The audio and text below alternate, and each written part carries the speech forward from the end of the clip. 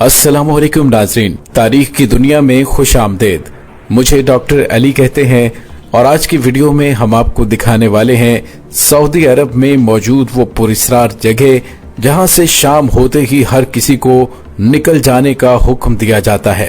آخر اس پراسرار جگہ پر کیا ہوا تھا، یہ تمام تفصیلات ہم آپ کو آج کی ویڈیو میں دکھانے والے ہیں۔ ویڈیو کی تفصیل میں جانے سے پہلے ہمارے چینل کو سبسکرائب کر لیجئے اور بیل آئیکن کو ضرور دبا دیجئے گا۔ اس کے ساتھ ہی کمنٹ سیکشن میں پاک فوج زندہ باد کا نعرہ کمنٹ ضرور کیجئے گا۔ میدان صالح، ناظرین یہ وہ جگہ ہے جس کا تعلق اللہ کے نبی حضرت صالح علیہ السلام کے ساتھ ہے۔ یہ جگہ موجودہ سعودی عرب کے علاقے العلا میں واقع ہے۔ اس علاقے میں کم و بیش 5000 سال قبل قوم سمود نامی ایک جماعت رہا کرتی تھی۔ قوم سمود کے افراد انتہائی طاقتور اور لمبی عمریں پانے والے تھے۔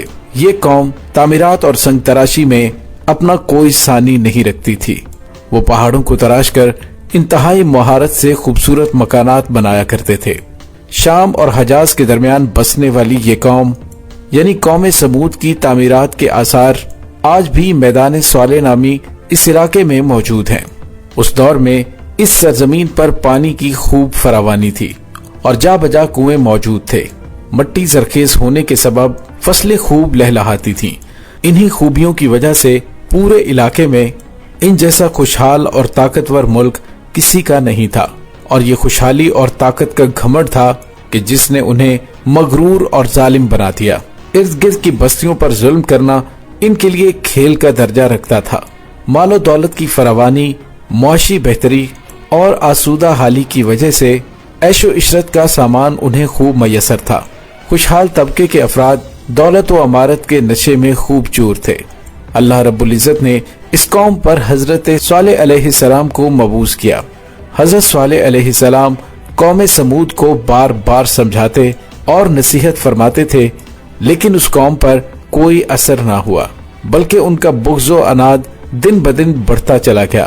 اس قوم یعنی قوم سمود نے حضرت صالح علیہ السلام سے معجزہ طلب کیا اور کہا کہ اگر تم نبی ہو تو سامنے چٹان سے اونٹنی برآمد کر دو۔ حضرت صالح علیہ السلام نے اللہ کے حضور دعا فرمائی اور اللہ کے حکم سے وہ چٹان پھٹی اور اس میں سے ایک اونٹنی برآمد ہوئی۔ حضرت صالح علیہ السلام نے اس اونٹنی کی جانب اشارہ کرتے ہوئے اپنی قوم کو ہدایت کی، یہ اونٹنی اللہ کی نشانی ہے، یہ تمہارے مطالبے پر بھیجی گئی ہے، اس لیے ایک دن یہ پانی پیے گی اور دوسرے دن تم۔ اگر اس اونٹنی کی باری کے دن تم نے کنویں سے پانی حاصل کرنے کی کوشش کی یا اس اونٹنی کو نقصان پہنچایا تو تم پر اللہ کا عذاب آ جائے گا۔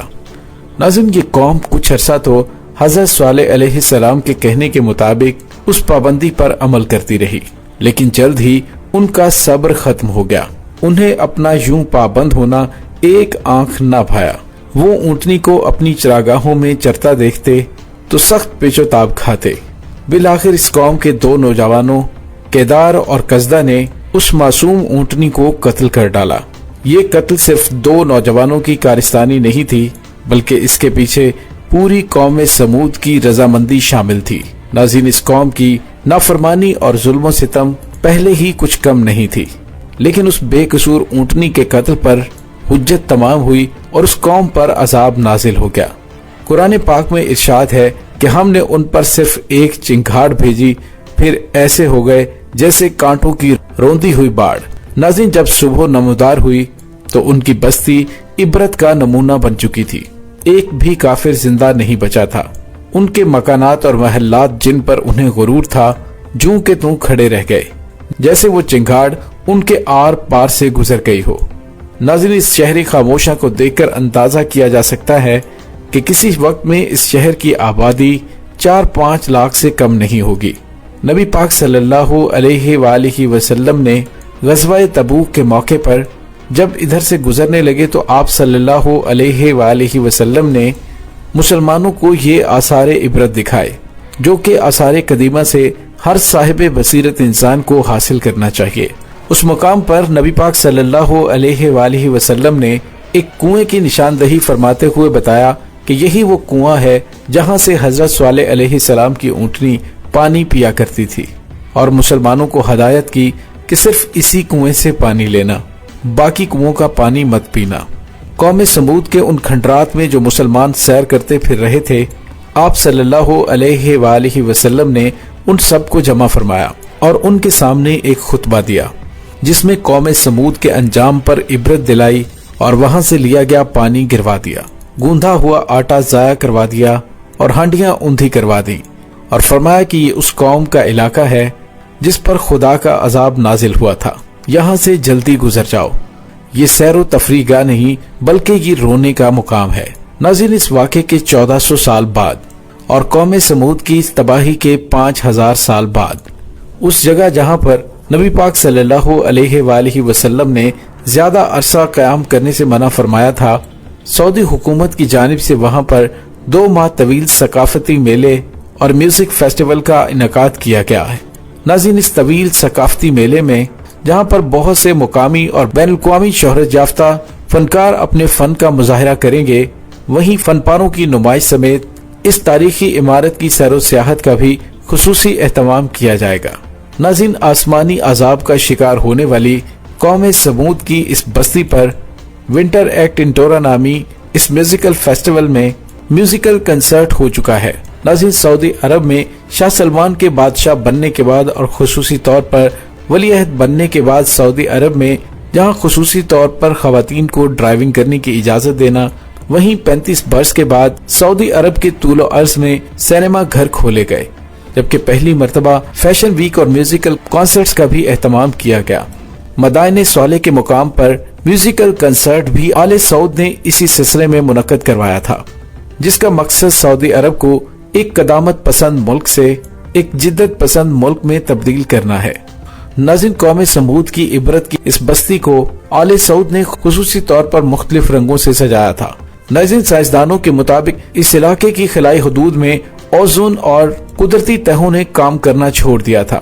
ناظرین، یہ وہ تہیں ہیں جو سورج کی زہریلی شعاؤں کو زمین پر پہنچنے سے روکتی ہیں۔ ان شعاؤں کی زمین پر آمد موسمی تبدیلیوں اور شدید ترین طوفانوں کا سبب بنتی ہے۔ ناظرین، سائنسدانوں کے مطابق مدائن صالح نامی اس قدیم شہر میں جب سورج کی الٹرا وائلٹ لہروں نے حملہ کیا تو اس شہر کے بسنے والوں کو سب سے پہلے جلدی امراض نے گھیرا ڈالا، جس کی وجہ سے ان کے باڈی پارٹس آٹومیٹیکلی شدید گرمی پیدا کرنے لگ پڑے۔ اسی دوران ان کی رنگت سیاہ اور جسم دبلے ضرور ہوئے۔ ناظرین، سائنسدانوں کے مطابق اس علاقے میں خلا سے اترتی ہوئی الٹرا وائلٹ شعاؤں نے اتنا شدید حملہ کیا تھا کہ اس شہر کی زمین اپنے اندر سے وین ایلن کی قدرتی طاقت کھو بیٹھی۔ ناظرین، وین ایلن زمین کی وہ قدرتی تہ ہے جو زیر زمین وقوع پذیر ہوتی تبدیلیوں کو تباہ کن ہونے سے بچاتی ہے اور زمین کے اوپر گرتے کرنٹ اور الٹرا وائلٹ شعاؤں کو فوری جذب کر لیتی ہے۔ اور ناظرین، اس کے علاوہ وین ایلن زمینی طوفانوں کو بھی ایک حد تک کنٹرول کرنے میں مدد فراہم کرتی ہے۔ ناظرین، اس علاقے میں جب وین ایلن تباہی کا شکار ہوئی کہ زیر زمین بہتے ہوئے میکاز کو جیسے موقع مل گیا، وہ پوری شدت سے اس علاقے میں ایک عظیم زلزلے کی وجہ بنے۔